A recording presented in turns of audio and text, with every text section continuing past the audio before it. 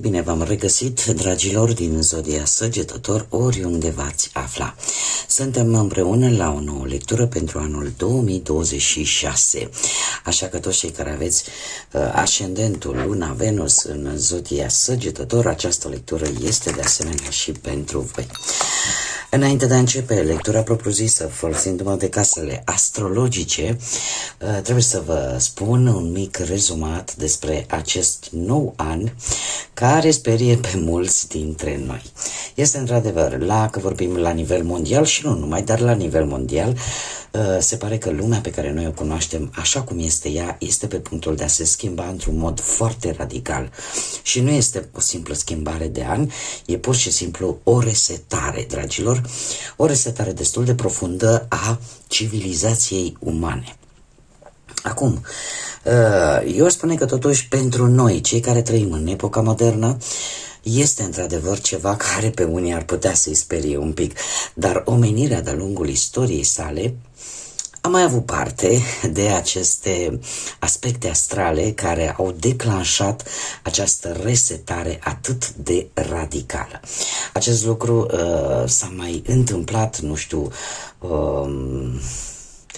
prin secolul XVIII, când Pluton a fost învărsător și când omenirea a cunoscut o redefinire din punct de vedere tehnologic, cât și la nivel de putere pe partea asta mondială, da? Acum îl avem din nou pe acest Pluton învărsător care, desigur, nu stă degeaba și dacă în 2025 a adus numeroase tensiuni prin curățenia pe care a început să o facă, prin scoaterea acelei, cum să spun eu, ceea ce era băgat sub preș și nu s-a văzut pentru o lungă perioadă de timp, și în anul 2026 același Pluton învărsător va aduce sfârșitul părților, atât de stânga cât și de dreapta. Lumea va trebui să se centreze, cum desigur va aduce nuanțele de gri. Nu va mai fi alb sau negru, ci și nuanțe de gri, pentru că, după cum bine știm, lucrurile nu stau chiar așa în realitate. De asemenea, este un an în care realismul, autenticitatea, originalitatea sunt factori importanți în dezvoltarea noastră ca și ființe umane. Este un an în care cine va vrea să conducă, cine va vrea să lidereze, va trebui să se dezbrace de această haina idealului personal și să se mute pe idealul colectiv. Cei care vor căuta, și eu aș spune că la nivel global, umanitatea nu va mai căuta acei lideri solari, acei lideri, domne, perfecți. Vor căuta acele figuri un pic mai complexe care își vor accepta calitățile, își vor accepta și defectele și le vor face într-o manieră cât mai originală, cât mai autentică, cât mai naturală. Și abia atunci acei indivizi, acei lideri care vor să conducă, își vor putea lansa mesajul, iar mesajul lor va fi auzit de către mase. Trebuie să vă spun că informațiile, așa cum le cunoaștem noi în modul lor tradițional, vor avea și ele o schimbare categorică. E posibil ca noi toți să ne informăm din realitate așa cum este ea. Este un an în care măștile vor cădea, este un an în care va trebui în primul și în primul rând să ajungem la acea lumină divină pe care o avem fiecare dintre noi, să ne reîntoarcem la origini, să ne reîntoarcem la acele valori și acele principii constructive și nu destructive. Așa că, după părerea mea pur personală, din punct de vedere astrologic, anul 2026 este un an într-adevăr de început, pentru că numerologic vorbim de o energie a cifrei 1, care ne vorbește de noi începuturi și de un nou ciclu de 9 ani care va urma după el. Dar în același timp trebuie să nu uităm că este, și de aici cred că vine în mare parte sperietura, pentru că numărul 1, cifra 1, are o energie yang, are o energie masculină, o energie de foc, guvernată de către soare și care vine să ne îndemne să acționăm, să ne îndemne să transformăm și să îmbrățișăm schimbările care vor veni, care nu vor fi puține și nu vor fi deloc lipsite de importanță.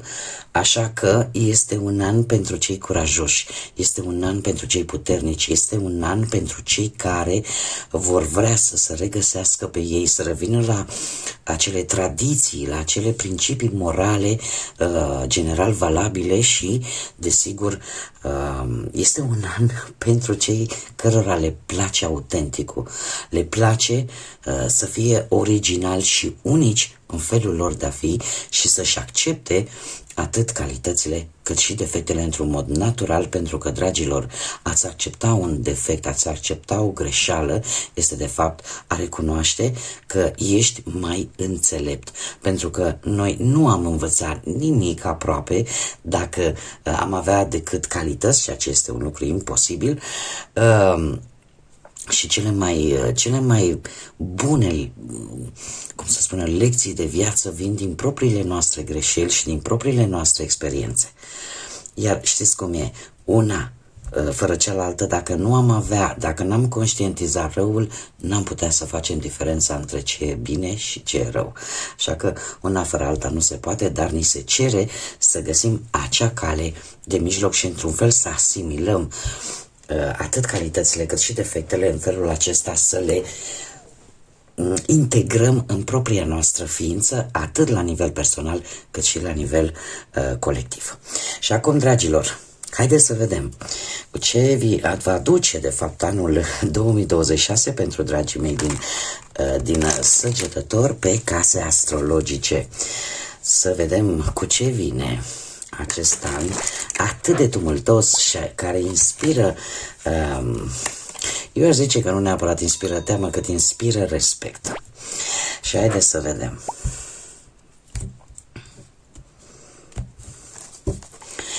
Și voi pune câte o carte pentru fiecare casă astrologică.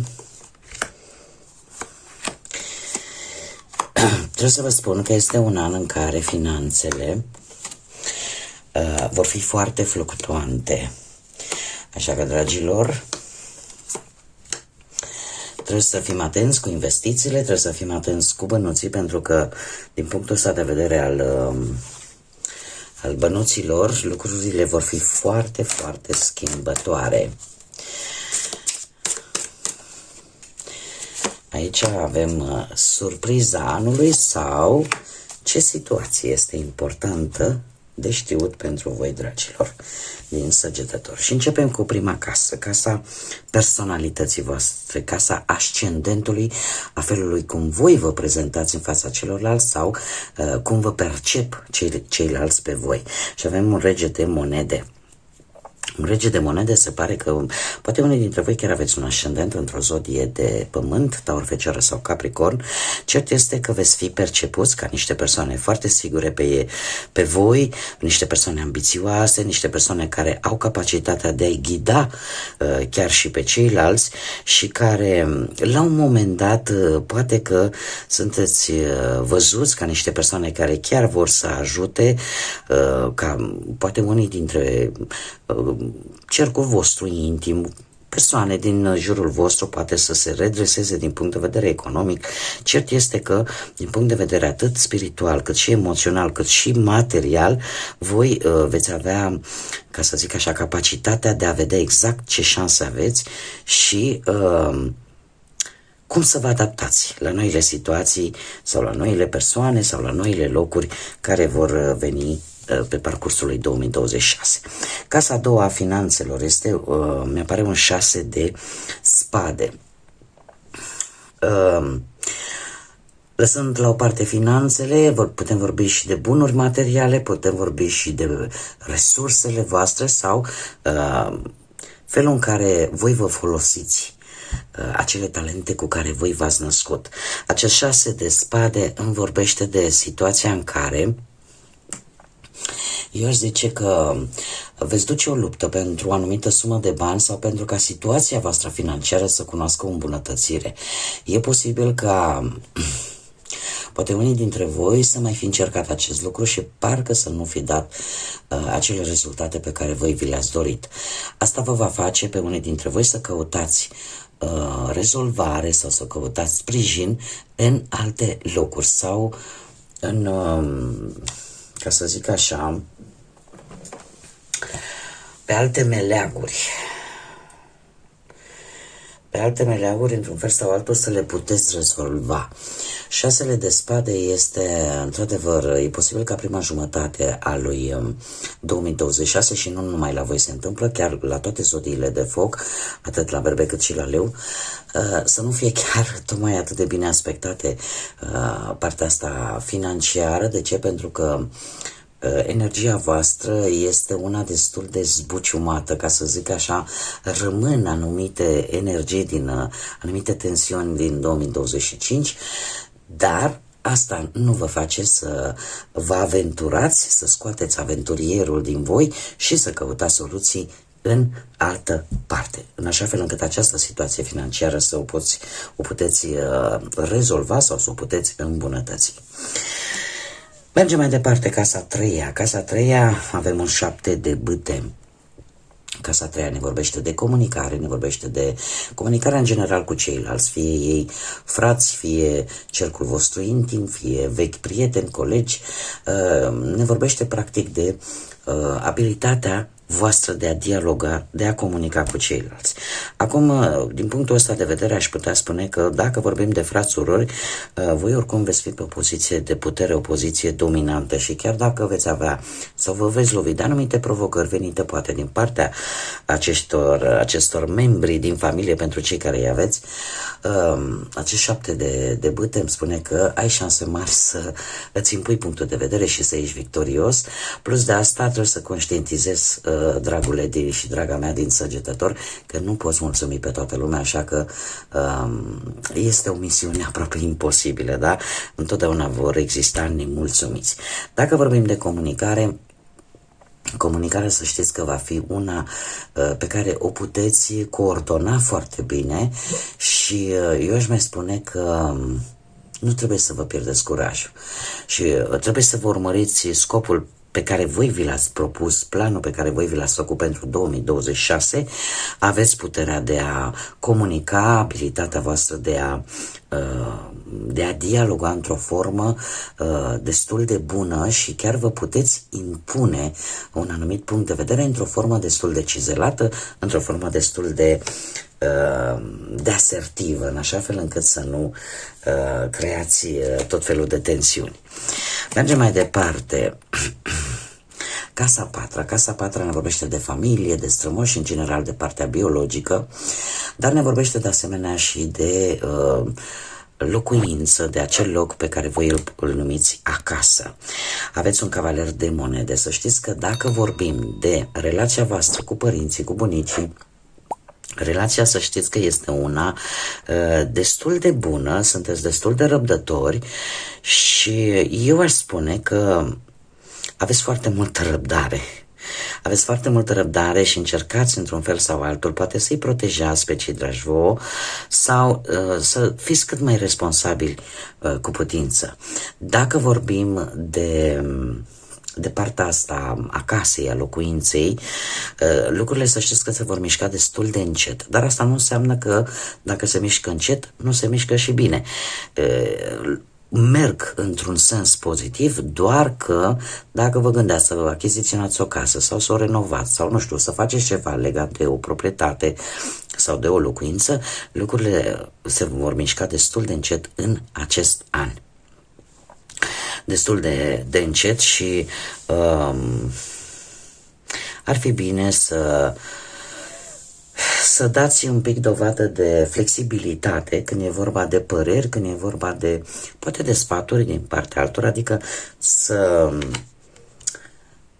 nu susțineți mereu, domne, trebuie făcut numai ca mine, că de-aia, uite, de-aia nu este, pentru că lumea nu face ceea ce eu spun.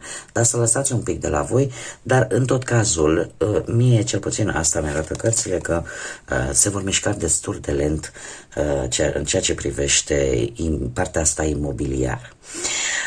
Mai avem casa 5-a, casa 5-a care ne vorbește de creativitatea voastră, de sentimentele voastre, de ceea ce vă face pe voi speciali. În 2026, ceea ce vă face pe voi special este abilitatea de a jongla cu situațiile, cu lucrurile pe care voi le considerați importante. Acest 2 de monede îmi vorbește în mare parte de situația în care vreți să țineți un pic în echilibru, poate două situații, două relații sau poate cam orice lucru, cam pe orice aspect al vieții, iar asta vă va face special, pentru că veți reuși cumva să vă adaptați la posibile obstacole care vă pot apărea, veți ști cum să le faceți față, iar asta se va dezvolta într-o adevărată calitate, într-o adevărată abilitate destul de specială în acest an. Casa a 6, avem un cavaler de cupe. Casa a 6 reprezintă sănătatea voastră și în general viața voastră cotidiană sau poate, nu știu, poate să reprezinte și animăluțe de companie pentru cei care le au, dar haideți să vedem despre sănătate în primul și în primul rând. Cavalerul de cupe, trebuie să vă spun că veți fi pe partea asta sănătății, eu spune că veți fi destul de bine. De ce? Pentru că veți avea acea măsură și acea diplomație în a vă rezolva anumite conflicte, ceea ce vă va proteja din punct de vedere nervos. Voi, ca și din punct de vedere anatomic, da, pentru sănătate, sunteți fragili în ceea ce privește articulațiile, pielea, unghiile, dar și sistemul nervos. Deci, faptul că sunteți mult mai diplomați, mult mai răbdători, cel puțin pe sistem nervos, veți fi un pic protejați.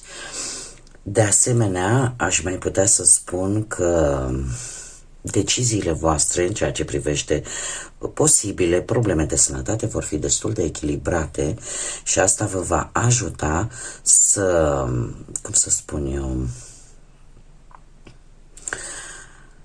să fiți protejați, să vă protejați voi. Adică nu veți lăsa lucrurile la întâmplare din punctul ăsta de vedere al sănătății. Dacă vorbim, de exemplu, de cum vă organizați voi în viața de zi cu zi, la același lucru, în special cei care aveți poate și un ascendent în zodii de apă, Rac, Pești sau Scorpion, trebuie să vă spun că viața voastră cotidiană va fi construită în primul și în primul rând pe înțelegere. Pe înțelegere, pe blândețe, pe calmitate, ceea ce nu este deloc un lucru rău. Da? Și pe faptul că de obicei oferiți foarte multă înțelegere atunci când comunicați cu ceilalți. Mergem mai departe, casa a 7-a. Casa a 7-a, avem lumea. Pe partea asta socială, da, o reprezintă această casa a 7-a, adaptarea voastră din punct de vedere social sau cum este relația voastră, ce asocieri veți avea sau chiar putem vorbi de inamicii voștri. Uite că anul 2026 vine cu acest arcan major, lumea, care îmi spune că e momentul ca unele lucruri legate de viața voastră socială, de prieteni poate sau de anumiți asociați și chiar ar spune și de căsătorii, cu toate că trebuie să vă spun că anul 2026 nu este un an în care divorțurile să sară în aer, nu, din contră, este un an în care posibil să fie chiar mai multe căsătorii, mai multe cununii decât au fost până acum. Cert este că veți încheia un capitol poate un capitol de singurătate și atunci ajungeți să vă și căsătoriți, de ce nu? Sau încheiați un capitol cu niște dușmani pe care deja îi știați, cu niște inamici, ori că vă rezolvați divergențele, ori pur și simplu îi veți lăsa deoparte și situații care v-au presat poate până acum se vor termina în 2026. E ca și cum ce ți-a mai rămas de făcut curat vei face pe partea asta socială. Mergem mai departe. Casa a 8-a. Casa a 8-a ne vorbește de acele schimbări importante, acele transformări importante cam pe toate aspectele vieții. Și de asemenea ne vorbește și de viața voastră intimă. Avem un 5 de bâte. Trebuie să vă spun că majoritatea schimbărilor foarte importante din viața voastră, din păcate, vor avea loc în urma unor conflicte. În general, cinciul de bâte ne vorbește de schimbări majore în urma unor tensiuni sau poate în urma unei concurențe foarte acerbe, foarte pronunțate. Ce pot eu să vă spun? Că transformarea voastră va veni nu neapărat numai în urma unor tensiuni, ci pur și simplu în urma unor întreceri, aș putea să zic, în care poate, uite, vă dau un exemplu, la locul de muncă, pentru că vorbim de toate aspectele vieții. Sunteți la locul de muncă, aveți niște colegi care unul dă randament atât și tu mereu, dar eu vreau să fiu mai bun decât el. Și atunci apare această competiție. Aici, de fapt, aici vine adevărata schimbare și adevărata transformare în viața voastră în acest an 2026. Adică din anumite provocări, indiferent că vin sub forma unor mici tensiuni sau vin sub forma unor competiții, acestea vor aduce aceste schimbări importante în viața voastră. Mergem mai departe, casa nouă. Casa nouă ne vorbește de inteligența voastră, de orizonturile voastre geografice, intelectuale, de filozofie. Este casa care vă aparține ca și zodie și trebuie să vă spun cu acest arcan major, luna, că din punctul ăsta de vedere călătoriile foarte lungi, descoperirile de locații, nu o să fie chiar punctul vostru forte, să zicem așa, în acest an, mai ales cei care aveți poate un ascendent în zodia Pești. De ce? Pentru că poate unii dintre voi, cei care aveți ascendentul în Pești, aveți șansa să faceți noi descoperiri, să găsiți noi locuri, da, din punct de vedere geografic, sau să achiziționați noi, de fapt nu achiziționați, mai degrabă ar spune să obțineți mai multe informații și o mai mare profunzime, poate chiar și pe partea religioasă, folosindu-vă de intuiție, de o intuiție foarte puternică, care vă va ajuta să ieșiți din acele momente de ușoară ceață care vine în viața voastră, în care lucrurile nu se văd foarte clar, dar intuiția vă poate ajuta foarte tare. În ceea ce îi privește pe cei care poate nu aveți acest ascendent în Pești, aș putea să zic că nu e foarte bine aspectat, să zicem, călătoriile foarte lungi sau călătoriile în locuri necunoscute, ceea ce vă place foarte mult, pentru că sunteți aventurierii zodiacului și sunteți zodia care în permanență este doritoare de cunoaștere, este doritoare de descoperiri noi. Le veți putea face, dar foarte greu și numai după ce veți vedea foarte clar că drumul este limpede și că voi, într-adevăr, puteți să faceți aceste drumuri. Dacă vorbim de casa asta nouă, e vorba și de studii. E posibil să apară mici întârzieri și poate unii dintre voi să nu reușiți neapărat să finalizați un anumit curs sau un anumit studiu. Din N motive. Alții, așa cum am mai spus, intuitiv, e posibil să vă ajute să treceți cu bine peste anumite etape legate de cursuri, de studii, în așa fel încât să reușiți într-un final să le duceți la bun sfârșit. Dar am spus, aici apare și o mică diferență între cei care vă cunoașteți ascendentul și aveți un ascendent în pești. Trebuie să vă spun că cei care aveți un ascendent în pești, zodia pești alături de zodia berbec, vor fi protagoniștii anului 2026. Tocmai de aceea fac această diferență. Casa 10. Casa 10 ne vorbește de cariera voastră, de reputația voastră, de statutul vostru social și de cele mai mari reușite pe care voi le puteți avea în 2026. Cred că cea mai mare cu acest doi de bâte, cea mai mare reușită a voastră în acest an va fi aceea că voi veți reuși să ieșiți din zona de confort, veți reuși să vreți mai mult decât aveți în acest moment. Doiul de bâte îmi vorbește tare mult de acele situații care poate v-au pus până acum în dilemă și care, într-un fel sau altul, pentru a le găsi o rezolvare, pentru a le găsi o soluție, veți fi nevoiți, vreți, nu vreți, să vă mișcați. Da? Să ieșiți din acea zonă sigură pe care v-ați creat-o și să îmbrățișați până la urmă aceste schimbări sau aceste lucruri noi care vin în viața voastră. Mergem mai departe, casa 11, care ne vorbește de prieteni, de relațiile voastre, de dragoste, de prietenie și în general de acele lucruri pe care te-au prin surprindere sau care este norocul vostru, partea voastră norocoasă. Aici că avem un 9 de spade și trebuie să vă spun, cred eu că ce v-ar putea lua pe voi prin surprindere este o decepție pe care o puteți avea din partea ori a perechii voastre, ori a unor amice, la care voi nu v-ați fi așteptat. Asta, într-adevăr, vă va lua prin surprindere. Acum, dacă vorbim de partea voastră norocoasă, știu că o să-mi spuneți pe ce noroc e asta. Și aici, într-adevăr, apare un paradox. De ce? Pentru că a vedea, eu v-am mai spus, este un an în care măștile vor cădea. Și chiar dacă vă vine greu să credeți, faptul că anumite energii din viața voastră, indiferent că e din viața sentimentală sau partea asta de amiciție, de prietenie, clar vă vor aduce stări de decepție, de supărare. Trebuie să vă spun că, curios,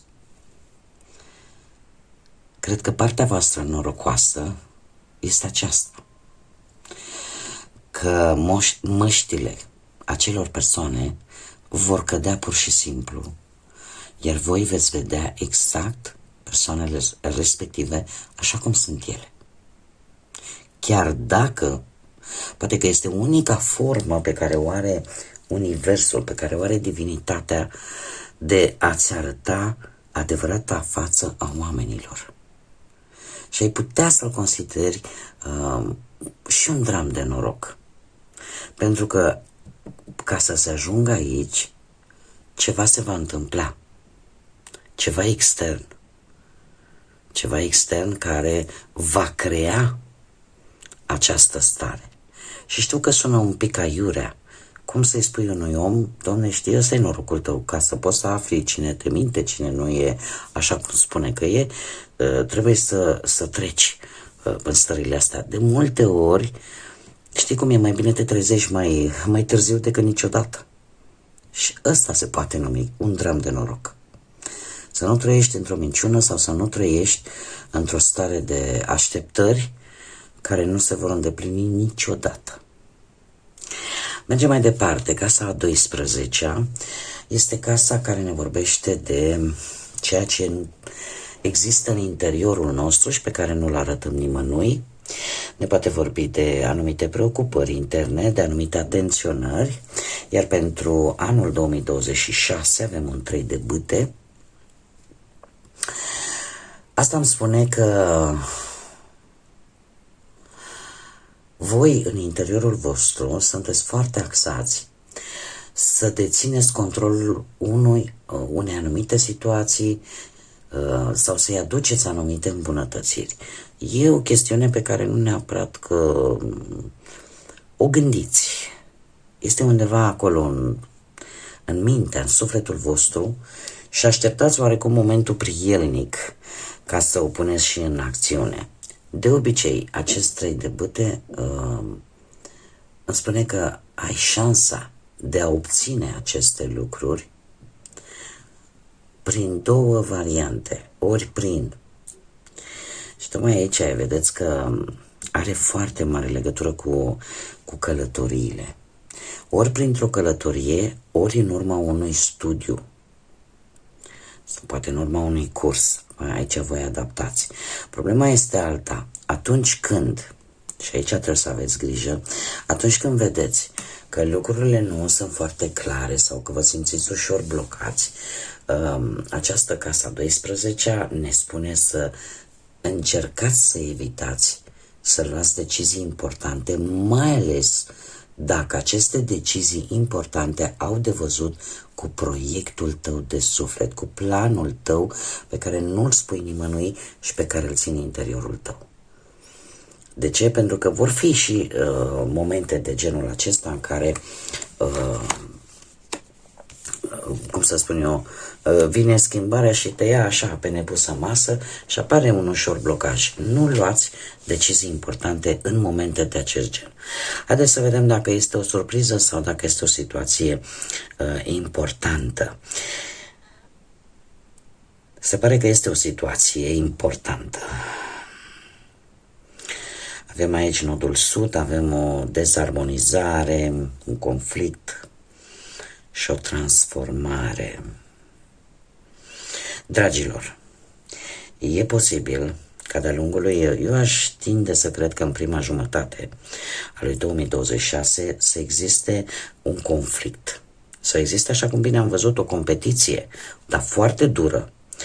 Cert este că fiecare va aduce argumentele sale și va fi o comunicare destul de greoaie sau destul de agresivă. Dar, cum bine am văzut, în urma acestor tensiuni va veni schimbarea și va fi o schimbare destul de radicală. Are legătură, mare atenție, are legătură cu nodul sud. În anul 2026 vom avea nodul nord, va fi, dacă nu mă înșel, undeva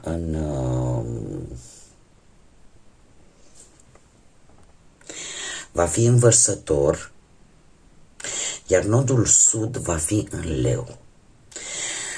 Cu ce vă va afecta pe voi? Pentru că voi veți opune un pic de rezistență acestei schimbări în urma acestui conflict. Vei avea tendința să o iei pe vechiul drum sau pe vechile obiceiuri. De ce? Pentru că există teama asta de nou, până la urmă, perfect firească. Dar cu nodul nord în Vărsător și nodul sud în Leu, aș spune că va trebui să te dezactivezi de la vechile obiceiuri. Va trebui să te dezactivezi și să renunți în a te centra decât pe protagonismul individual. Nu trebuie să-ți fie frică de schimbări.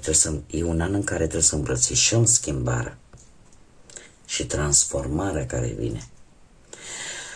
Nodul nord în Vărsător anunță un impuls, da? Poate pe plan financiar sau pe plan de carieră, dar cum? Bazat în primul rând pe cunoaștere și bazat, desigur, pe,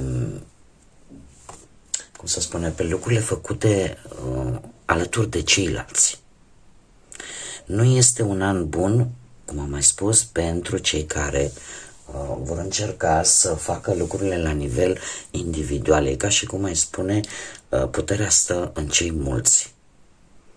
Și este un an provocator din punctul ăsta de vedere, pentru că Toată transformarea asta va avea un impact foarte mare asupra întregii omeniri. A întregii omeniri și mai ales la nivel personal și la persoanele care sunt un pic mai individualiste decât este normal. Bun, dragilor, mă bucur că v-am avut alături. Eu cam atât am avut de spus pentru acest an 2026. Nu știu când voi veți urmări, dar știu că niciodată nu este târziu, așa că la mulți ani pentru 2026, fie ca acest an să vă deschidă noi porți, noi șanse, să vă aducă optimism, nu vă fie teamă de acest an, așa cum omenirea a mai trecut acum ceva secole prin aceste situații, chiar dacă nu vorbeam de tehnologia care, apropo de asta, va exploda efectiv în 2026. E adevărat, unele invenții nu vor fi tocmai foarte favorabile, altele vor fi chiar benefice, dar așa cum ei s-au adaptat atunci și noi cu siguranță va trebui să ne adaptăm în acest an atât cu un puternic impact atât de mare. Așa că, dragilor, până la următoarea lectură, când ne vom reîntâlni, eu vă doresc tot binele din lume și, desigur, 2026 să fie un an în care să fiți iubiți cu adevărat și să fiți iubiți de către lume, de către divinitate, de către cine vreți voi.